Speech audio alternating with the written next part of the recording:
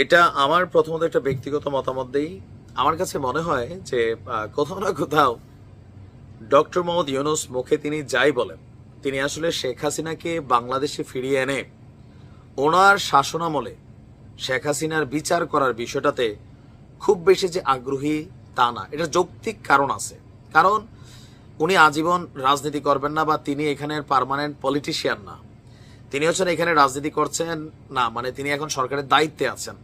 তো যদি শেখ হাসিনাকে বাংলাদেশে ফিরিয়ে আনার সুযোগ হয়, একটা বিচারিক প্রক্রিয়া শুরু হয়ে যায়, আজীবন আওয়ামী লীগ ডক্টর ইউনূসের 14 গোষ্ঠী সহ এটার পিছনে লাগবে।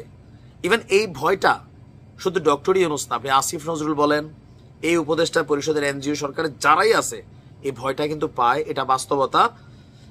তবে আমাদের উপদেষ্টারা, ছাত্র উপদেষ্টারা যেটা বলে, এটা হচ্ছে তাদের ব্যক্তিগত পাবলিক সিকিউরিটি। পাবলিক এবং ব্যক্তিগত কেন? শেখ হাসিনা ফিরে আসলে আমরা সবাই জানি, চোখ বন্ধ করে এই ছাত্রদের বা এদের পরিবারের, এদের সাথে কানেক্টেড প্রত্যেকটা মানুষরে যদি পাওয়ার লেভেলে আওয়ামী লীগ কখনো আসে, তারা সবচেয়ে বড় ক্ষতিগ্রস্ত হবে। ছাত্ররা কিন্তু এটা জানে, যার কারণে তারা চায় শেখ হাসিনার ফাঁসি একবারে শেষ করে দেখ, তখন আর কোনো ঝামেলা তাদের জীবন নিয়ে তাদের হবে না। তো এই যে নানান আলোচনা, এই আলোচনাতে শেখ হাসিনাকে ফেরানো কি আসলে সম্ভব? এইটা ইউনূস সরকারের জন্য অসম্ভব একটা বিষয়। তবে তিনি ক্ষান্ত দেন নাই, পাবলিকলি জনগণকে বোঝানোর জন্য হইলেও তিনি কিন্তু বিষয়টা নিয়ে কাজ করে যাচ্ছেন, বা তার সরকার কাজ করছে। গতকালকে আপনারা জানেন যে জাতিসংঘের মহাসচিব আন্তোনিও গুতেরেস তিনি যখন বাংলাদেশে আসছেন, জাতিসংঘের মহাসচিব মানে তিনি সারা পৃথিবীর যে দেশগুলো আছে, কয়েকটা দেশ বাদ দিয়া প্রত্যেকটা জায়গায় একজন রেসপেক্টেড ব্যক্তি।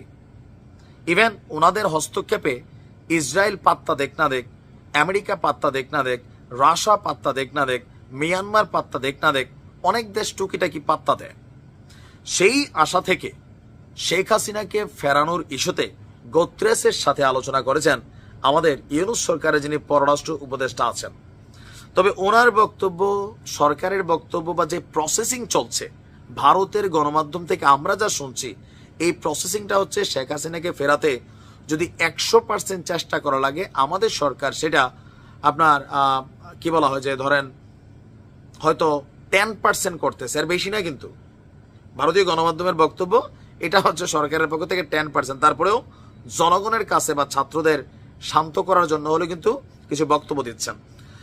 তো গুতেরেসকে হাতের কাছে পেয়ে আমাদের যিনি পররাষ্ট্র উপদেষ্টা আছেন, তিনি বলেছেন যে কিভাবে ভারত থেকে শেখ হাসিনাকে ফিরিয়ে আনা যায়, এ বিষয়ে জাতিসংঘ মহাসচিবের সাথে তিনি কথা বলেছেন।